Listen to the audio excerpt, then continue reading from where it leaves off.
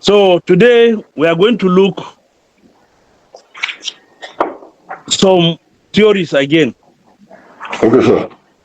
Yes. So, like I told you, there are basic things to do with theories. Yes, sir. One has to do with what? If you remember, I gave you some key components of theory. You did, sir. Hmm? You did, sir. Okay. So, what are those things? If not the component, what are the features or characteristics of a theory? Wow.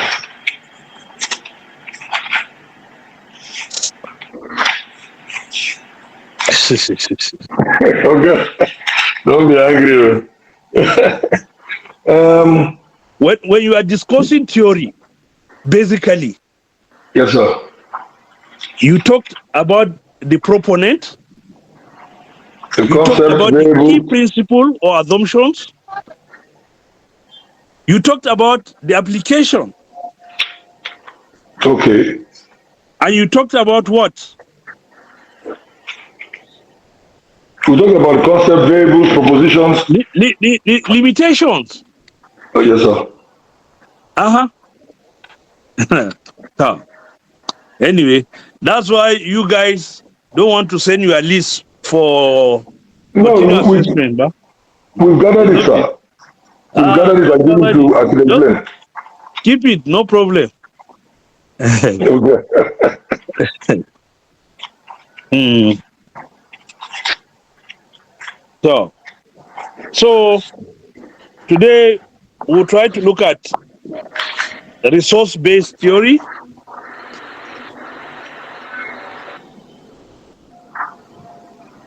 Have we dealt with constructivism? Sir? Constructivism theory, have we done it? No, sir. The theories Okay, we did were the liberalists and realists. okay, only liberals and okay, good. Yes, sir. So,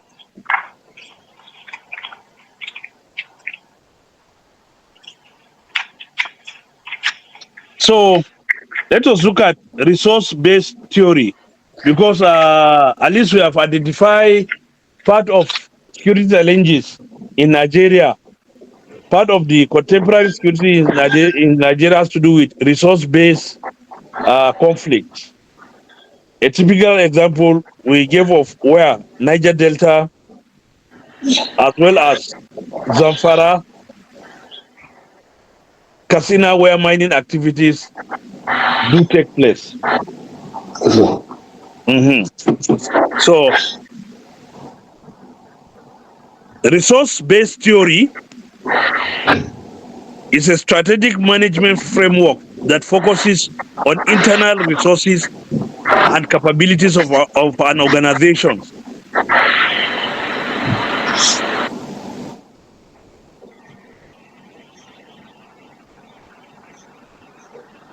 Resource-based theory is a strategic management framework that focuses on the internal resources and capability of an organization as its primary determinant of its competitive advantage and performance.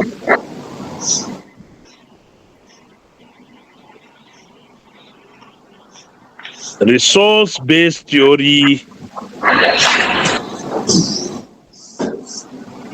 the short form of it, you write RBT, resource-based theory, which we say is a strategic management framework that focuses on the internal resources and capabilities of an organization as its primary determinant of its competitive advantage and performance.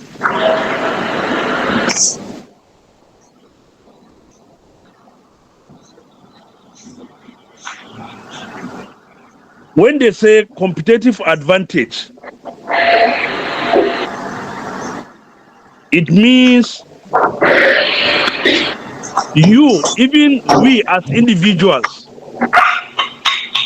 we have our different potentials.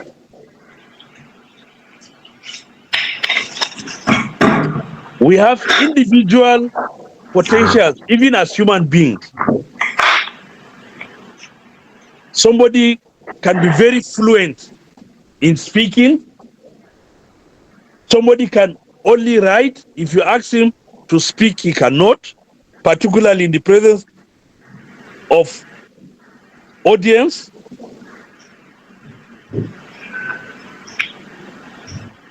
Somebody has skills in conflict resolution.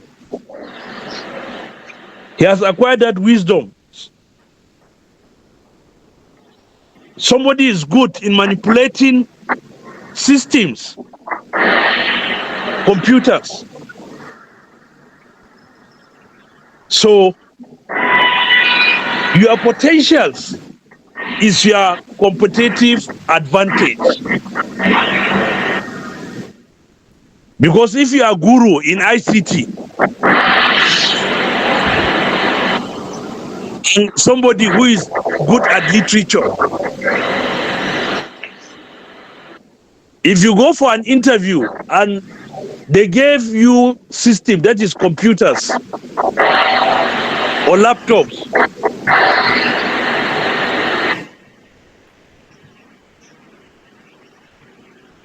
you being your competitive advantage, you can manipulate the system in no time, while the other person who has nothing to do with computers will just be sitting down there looking at you people.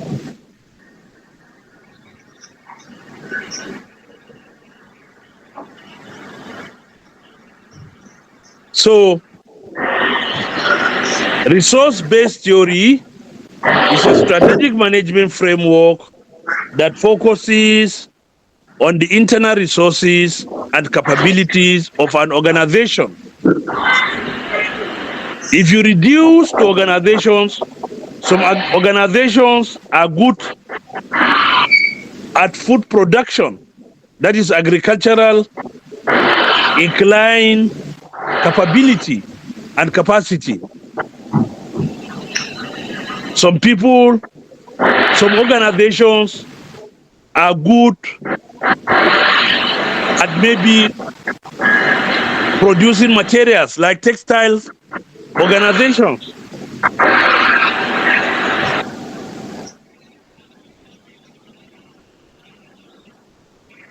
Educational institutions are good at what? Transferring knowledge.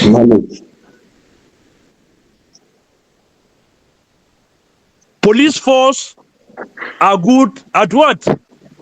At enforcing laws, maintaining law and order. State security services are good at what? An NIA, DIA, they are good at gathering what? Intelligence.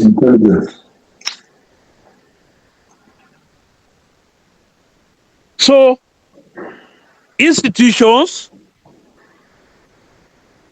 have its primary, what we call primary mandate, has its own secondary mandate. But the primary mandate of an organization are, they are what? They are the determinant, they are their primary determinant, as well as what? Their competitive advantage. Yes. So resource-based theory is a strategic management framework that focuses on internal resources and capabilities of an organization as its primary determinants of its what? Competitive advantage and performance. Yes. This theory was developed in 80s and refined in 90s. Before we finish this lecture, somebody should be able to tell us who are the proponents of this theory.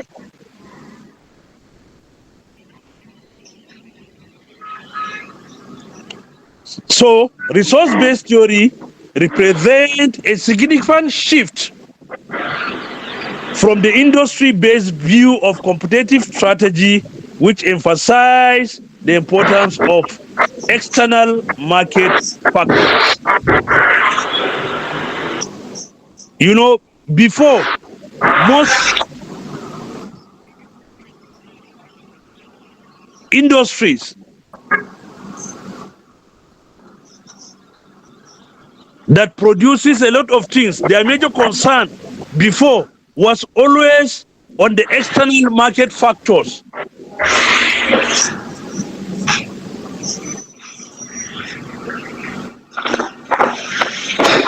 So, not actually trying to develop their what?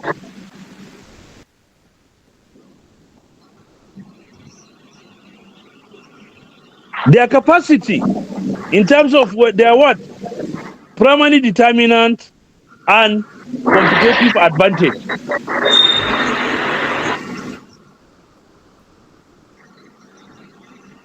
So now, what are the assumptions or what are the key principles of resource-based theory?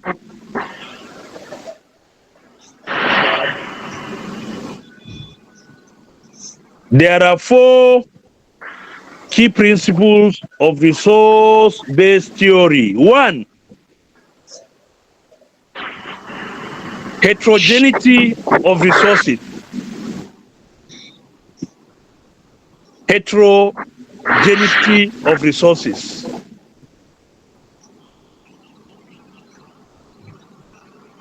When they say heterogeneous, what does that mean? Multiple. You say?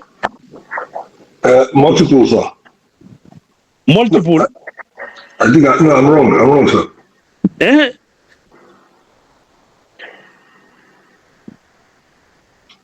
That is exclusiveness or uniqueness. Not in multiples. You get my point? Yes, sir. Uniqueness. So, heterogeneity of resources, that is the number 1 key principle of resource-based theory. Therefore, resource-based theory assumes that organizations possesses a unique bundle of resources. Resource-based theory assumes that organizations possesses a unique bundle of resources. And that resources can be what? Can be both tangible and intangible.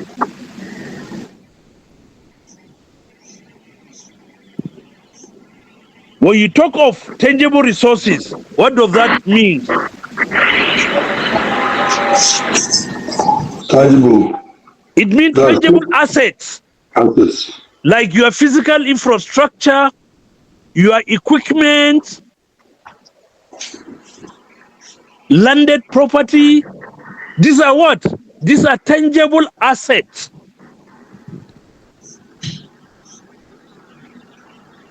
When you talk of intangible asset, it has to do with what?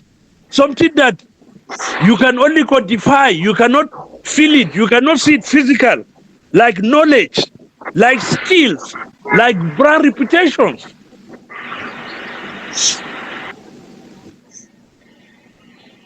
So, combination of these tangible and intangible assets help you to what? Help you to leverage and create your own competitive advantage.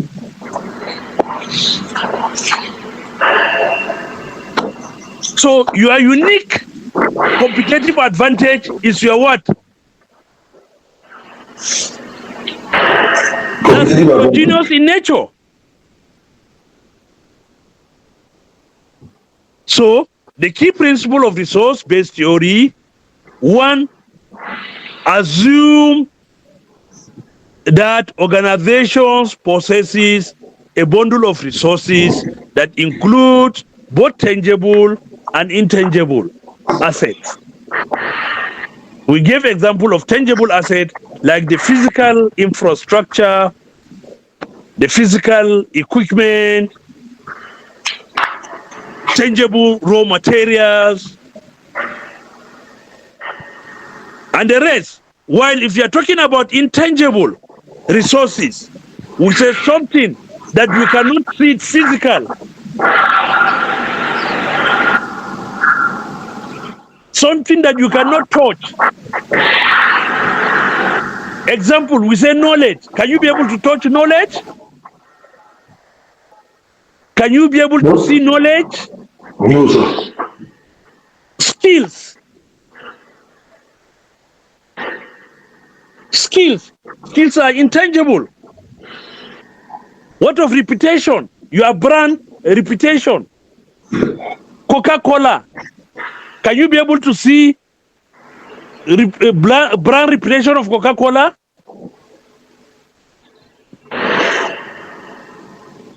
You cannot.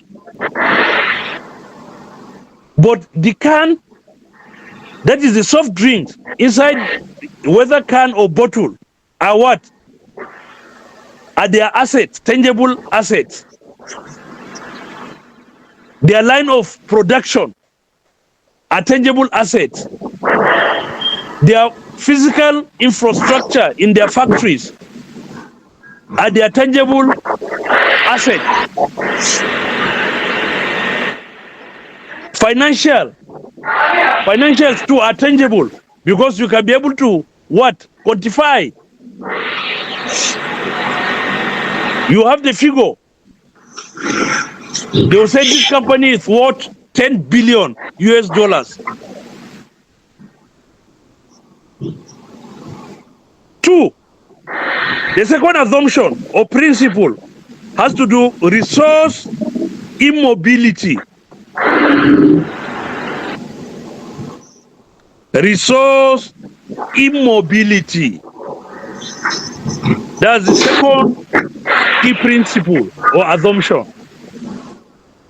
Resource immobility. The theory posits that resources are not perfectly mobile across organizations. They posit or assume that resources are not perfectly mobile across organizations. What does that mean? What it means here is that resources cannot be easily acquired or replicated by competitors, at least in short or medium term.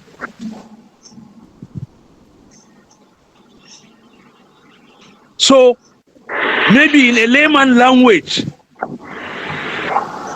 can somebody be able to produce Coca-Cola with the same taste?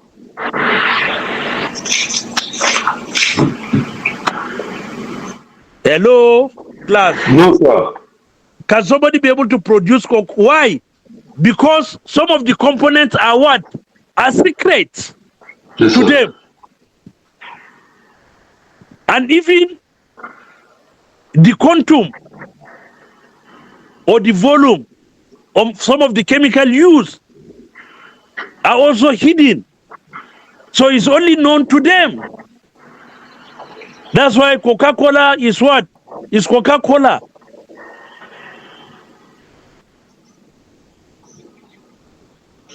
That is, in a layman language, what the second assumption or principle means. Resource immobility. That the resources are not perfectly mobile across organizations. The fact that both of us are running a restaurant, the taste of our food cannot be the same. Why? Because there are certain ingredients that we try to what? Hide from our competitors.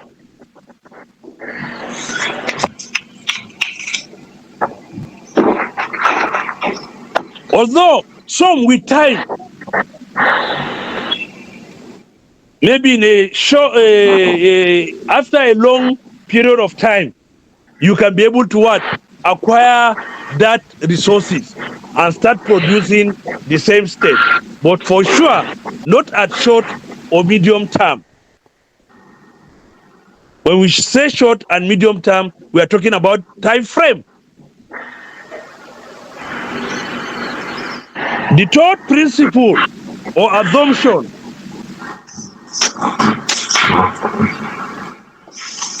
third key principle of resource-based theory is resource value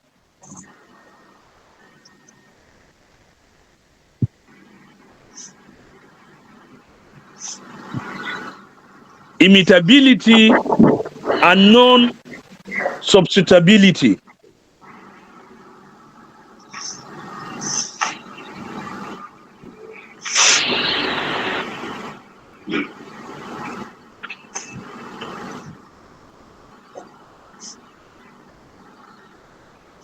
The third principle we say has to do with what? Resource value, inimitability, and non-substitutability. What they are saying here, for a resource to confer a sustainable competitive advantage, that is for it to exhibit that competitive advantage for a long period of time, it must be valuable, it must be rare, it must be inimitable and non-substitutable. When your product possesses these characteristics, it makes it very difficult for your competitor to do what? To replicate.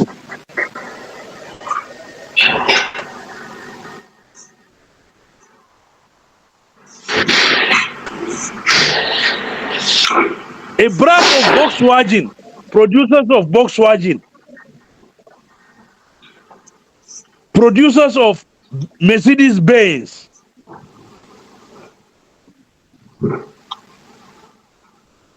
Honda Accord, Mitsubishi, each and every one of them has these characteristics that you cannot be able to what? Replicate it easily. So their third assumption, they say resource value, inimitability, and non-substitutability. We said for you to continue to exhibit your uniqueness, for you to continue to exhibit your competitive advantage, for you to continue to exhibit your comparative advantage, your product must have these following characteristics. It must be valuable in nature. When they say valuable, they mean value for what? Value for money. It must be rare.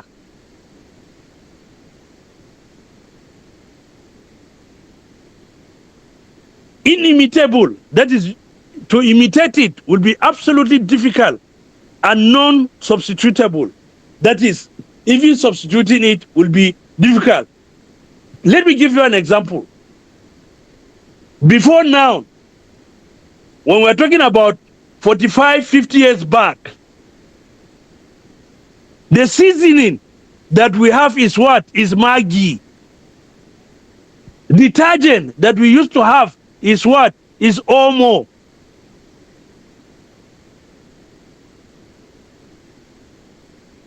I want to believe some of you that are over 50 now knows that it's not too Maggi and Omo reign for a long period of time, to the extent that even now, some people, if they want to send you to go and buy seasoning, you know, they will tell you go and buy Maggi, but they don't mean Maggi. Maybe it's not that they want. There is no cube. There are a lot of names now, a lot of brands. Now there are people, if they want you to go and buy detergent for them, still they will say go and buy Omo for me.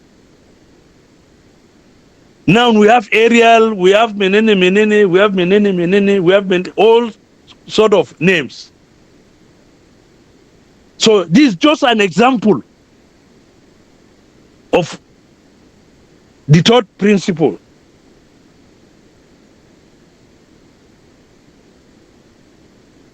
The fourth, which is the last key principle,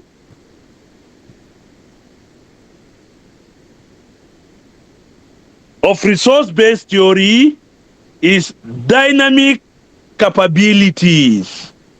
Dynamic capabilities. The first one we say heterogeneity of resources. The second one we say resource immobility. The third one we say resource value, inimitability, and non-substitutability. The fourth one is dynamic capabilities. Resource-based theory acknowledges that competitive landscape is constantly evolving. Competitive landscape is what? Is constantly evolving. Therefore, organizations must develop the ability to adapt, integrate, and reconfigure their resources base to respond to the changing market conditions. We say the fourth principle is what? The assumption is dynamic capability, where we made mention that resource-based theory acknowledges that the competitive landscape is constantly evolving. And if a market is constantly evolving, for you to continue to remain relevant, for you to continue to exist, for you to continue to compete, you must what? The organization must be able to develop the ability to adapt the new changes, to be able to integrate. And they should be able to what? Reconfigure their resources base to respond to changing market conditions. And this is what is known as what? Dynamic capabilities.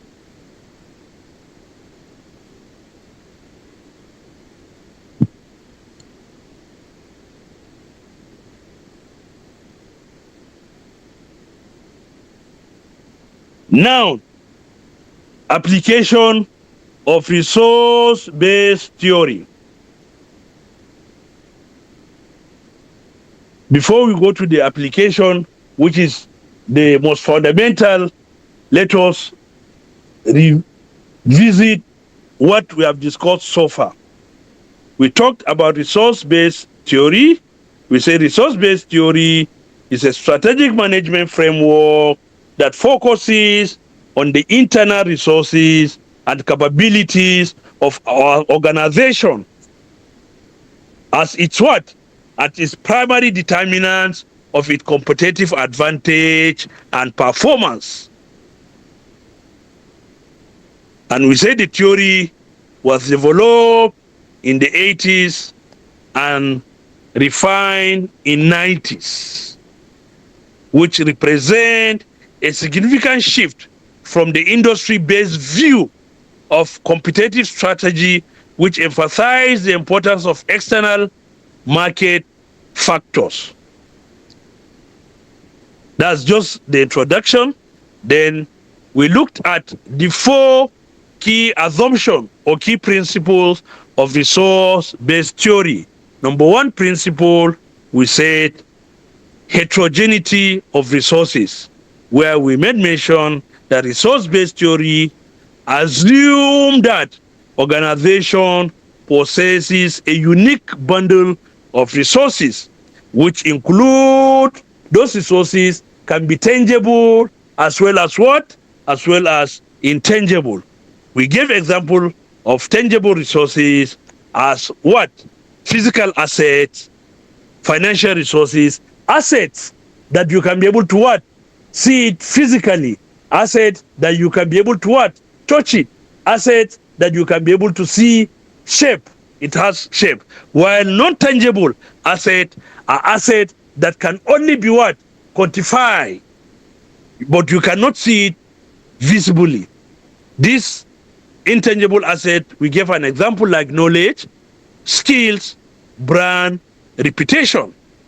So we said heterogeneity of resources, that is uniqueness of resources of an organization, that help the organization to leverage on it to create its own competitive advantage. Then the second principle, we now say resource immobility, where we went further to say the theory posits that resources are not perfectly mobile across organization. We cited example that your own uniqueness or your own resources, just because we are running transport business or we are running catering services, our taste of food or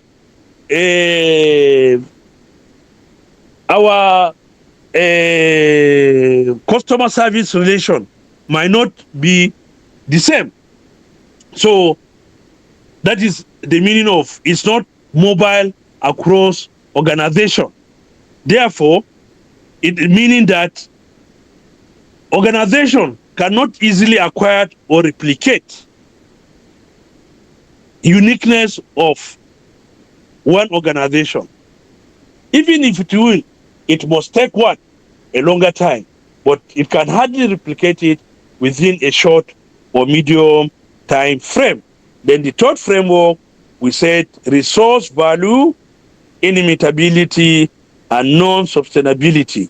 That is, we say for resources to confer a sustainable competitive advantage, that is for a product to continue to remain relevant, for it to continue, to exhibit that competitive advantage, it must have these following features or characteristics. It must be valuable, that is value for money. It must be rare, and it must be inimitable, that is you cannot imitate it, and non-substitutable.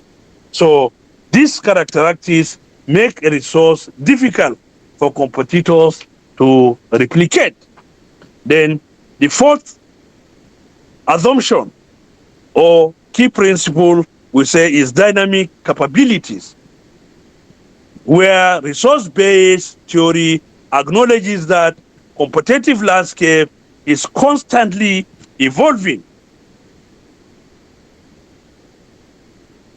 Therefore, organizations must develop the ability to adapt, integrate, and reconfigure their resource base to respond to changing market conditions.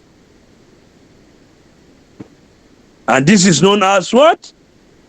The dynamic capabilities in quotes. Now, application of resource-based theory.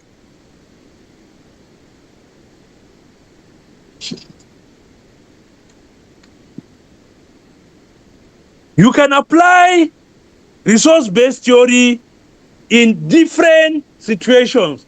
There are a lot of situations that you can what? Be able to apply resource-based theory. One of those situations has a resource this thing can be applied in strategic decision making. You can use resource-based theory in what? When taking a strategic decision. Resource-based theory can be applied in strategic decision making. So what does that mean? Resource-based theory, like we first our opening paragraph, we say it provides a what? A strategic framework for an organization. So that is what it means. Resource-based theory provide a framework for organizations to identify, develop, and leverage their unique resources and capabilities to gain a competitive edge over their competitors. You can apply resource-based theory in strategic decision making. In strategic decision making. Why? Because resource-based theory provides you with a framework to what? For an organization to identify, develop, and leverage their unique resources and capabilities to gain a competitive edge over their what? Over their competitors. So resource-based theory assists you in strategic decision making. How? It helps your organization to identify, to develop, and leverage your unique resources and capabilities to gain a competitive advantage. Therefore, this can inform strategic decisions around resource allocation, diversification, mergers, and acquisition.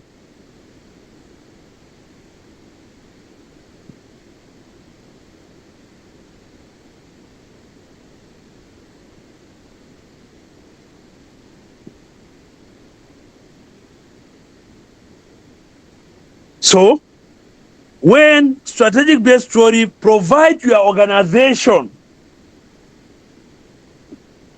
the capacity to identify, to develop, and to leverage your unique resources and capabilities to gain competitive advantage, this can be what? It can assist you in your strategic decision around what? Around resource allocation, how to diversify your services, and if need be, merger.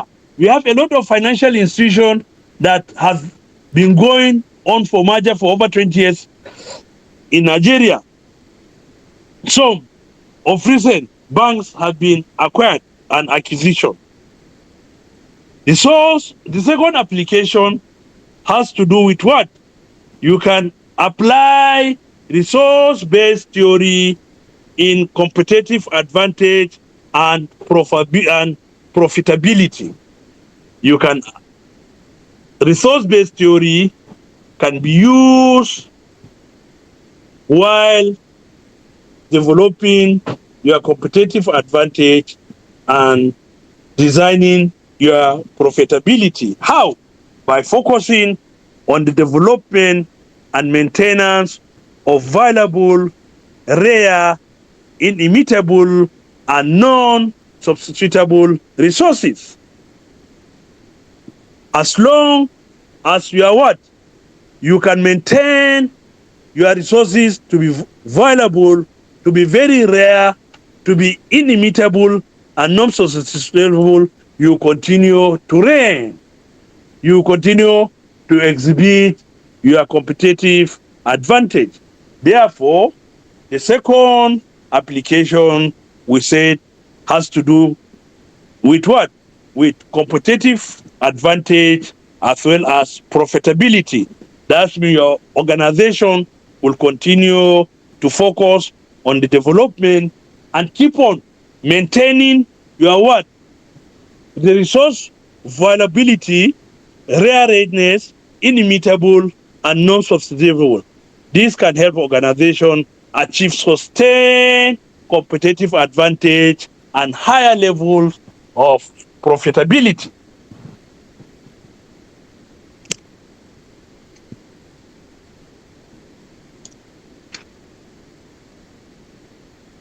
When your organization has been able to maintain your resource, viability of your resource, the rareness, inimitable, and non-substitutable, that means your organization can continue to achieve a sustained competitive advantage and higher levels of profitability. The third application,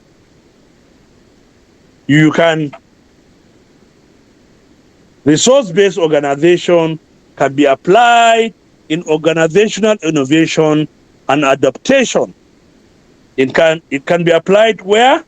In organizational innovation and adaptation.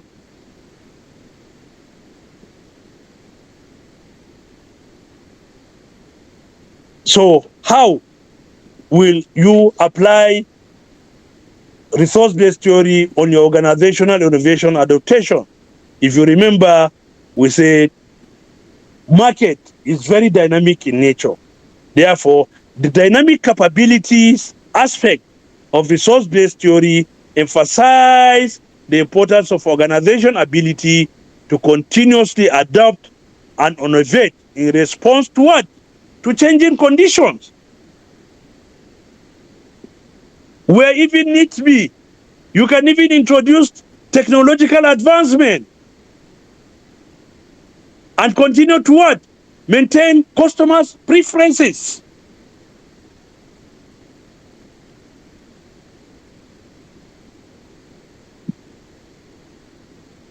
We say resource-based theory can be what? Can be applied or used in organizational innovation and adaptation. Where I refer you back to our third principle, or the fourth principle, where we say dynamics what? Dynamics capabilities. So that is exactly where you apply this.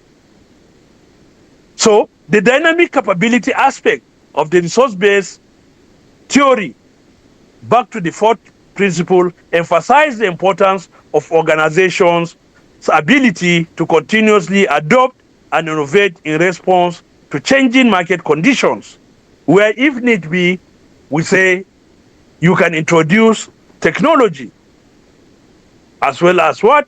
Continue to maintain your customers' preferences.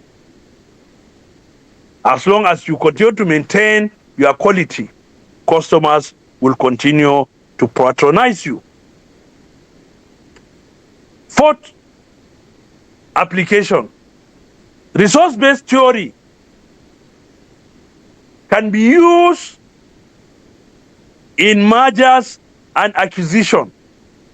Like I've mentioned earlier, Soludo was then the governor of Central Bank of Nigeria during Obasanjo regime, where banks merge and some are being acquired. Although some of the banks, even a few months back, some were being acquired. So you can use resource-based theory while discussing mergers or acquisitions. So resource-based theory can inform the strategic logic behind mergers and acquisition, as organizations may seek to acquire firms with complementary resources and capability to enhance their own competitive position.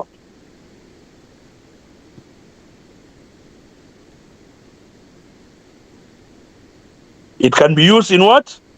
In mergers and acquisitions. So resource-based theory can inform the strategic logic behind mergers and acquisitions, as organizations may seek to acquire firms with complementary resources and capabilities to enhance their own competitive position. FSB, which other banks again? There are a lot, allied banks, blah, blah, all match with other stronger banks. And some weak banks are being acquired by some other mega banks to enhance their what? To enhance their resources. Then the fifth field or area where resource-based theory can be applied is human resource management.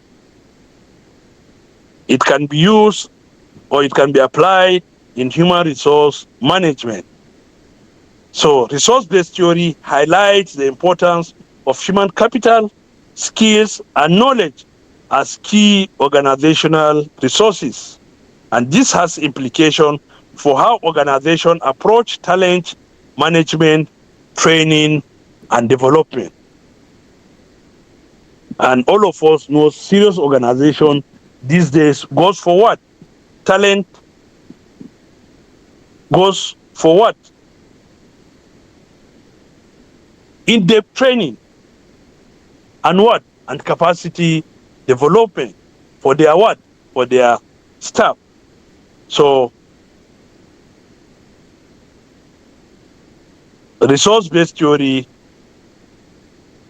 can be used in under human resource management, where we say resource-based theory highlights the importance of human capitals, skills, and knowledge as key organizational resources. And this has implication for how organizations approach talent management, training, and development. If you are careless, other people will steal your talents, you know? So the sixth and the last area for application for the purpose of this lecture is what? Internationalization and global strategy. You can use resource management. It can be applied under internalization and global strategy. Internationalization and global strategy. Internationalization and global strategy. So, resource-based theory can be applied to understand how organizations leverage their unique resources and capabilities to succeed in international markets and how they have been able to develop their effective global strategy. Like I told you, up till today, is there any soda drinks that can compete with Coca-Cola? For me, I don't know. I don't think so. Because all over the world, wherever you go, you see Coca-Cola. So, what the resource-based theory is saying here in internalization and global strategy is that you can apply resource-based theory to be able to understand how organizations leverage their unique resources and capabilities to succeed in both international market and how they have been able to develop their effective global strategy.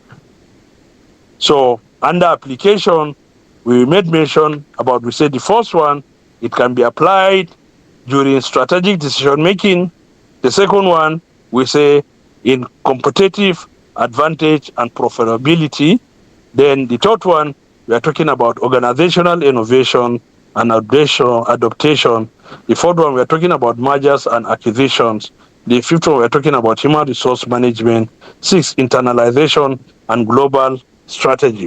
One will ask, we are talking about security.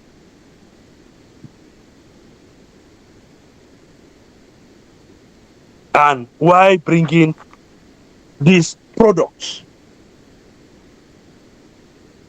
It's a question. So I use industry to be able to illustrate for you very well on resource-based theory. So you can as well apply it to what? To your organizations, to your individual organization. You can apply it on a wider space. Like I gave example, Niger Delta resource what? Resources, which is what? Which is our crude oil.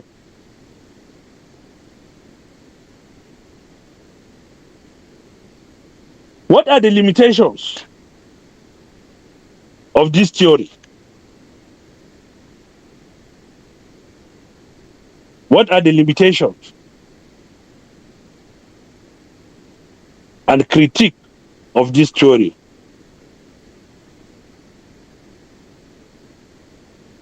While resource-based theory has been widely adopted and influential in the field of strategic management, all of you are in what? Strategic class.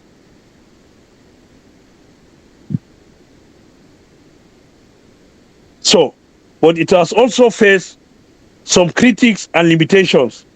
These include difficulty of empirically measuring and identifying valuable, rare, inimitable, and non-substitutable resources.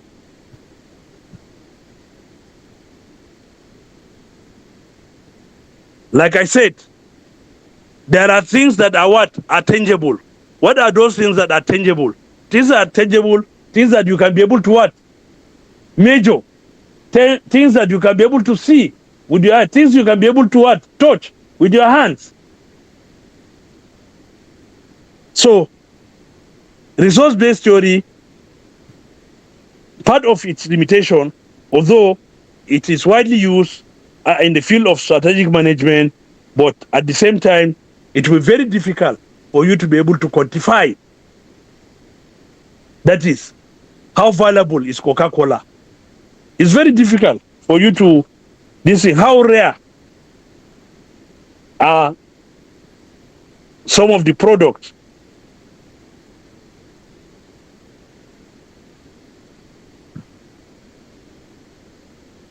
So at the same time, resource-based theory didn't take cognizance of some potential resources becoming absolute or will lose their value over time.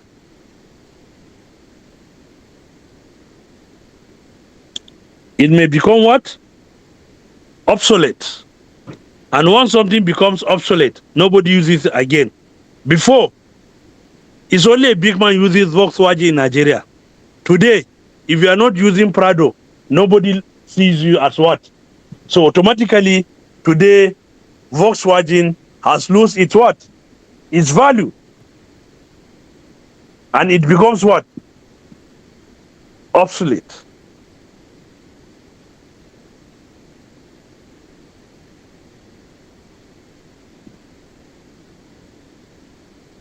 Therefore, in conclusion, resource-based theory provides a comprehensive framework for understanding how organizations can leverage their unique resources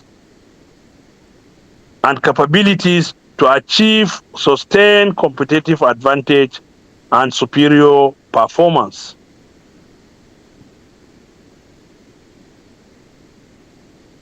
Organizational resources.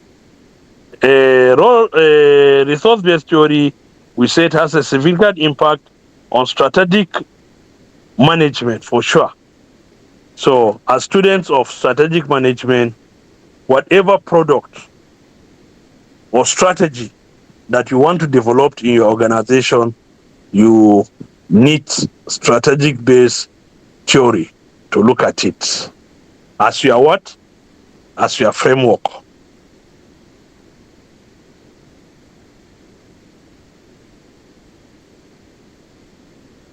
So, any question? Any observation?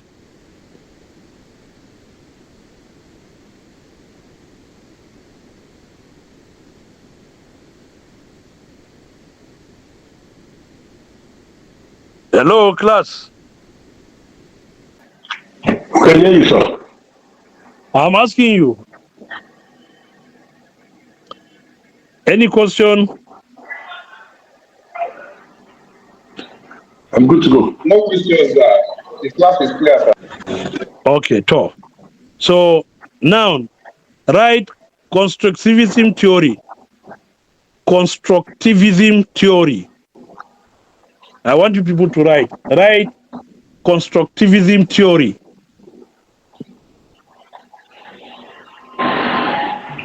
Constructivism theory. Have you written that one? Yes, sir. Okay. Second, write sovereignty theory. Sovereignty theory. SOVEREIGNTY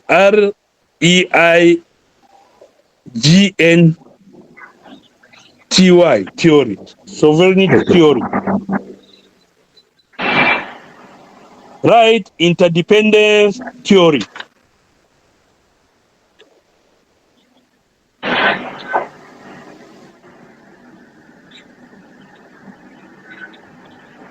Yes, sir. So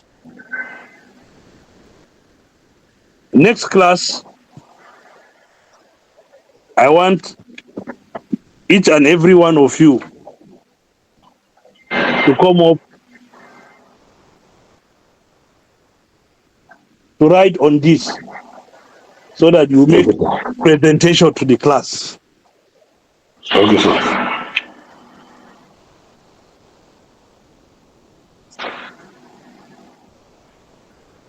So share the theories among yourselves.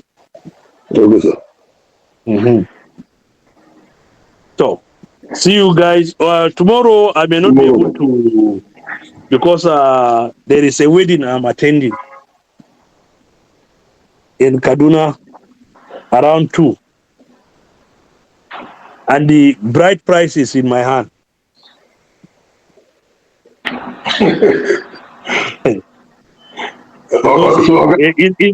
It's my nephew. Okay, sir. So You can give us the material, sir. there is no material since you people don't hear what. Okay, we hear what though. No, I don't think so. I can explain. Have you not collected the number? Not at all.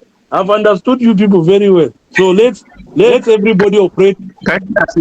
Let everybody operate at his own level. Operate at No, we are together, sir. We are not. Don't have a separate. We are not. Get into 2 months. I cannot get a list. No, all of us. I can explain. No, let's continue to remain on our own. Some will operate at frequency. One day we'll meet somewhere. No, we have the name, sir. I can explain. We are on top of it, sir. We are on top of it, sir. For where? So if I finish early, I'll look for you people so that we can, because I want us to look at the various intelligence gathering agencies tomorrow. Okay, sir. So it's not something very difficult for this thing. We'll just look at the overview of security agencies. So once I'm done, I'll call you people. If you're available, we can use 45 minutes, 1 hour. I think it will be enough to discuss this thing. Since it's your own organizations. Yes, sir. So thank you so much. Thank you, sir. So have a nice time. Bye-bye. Thank you, sir.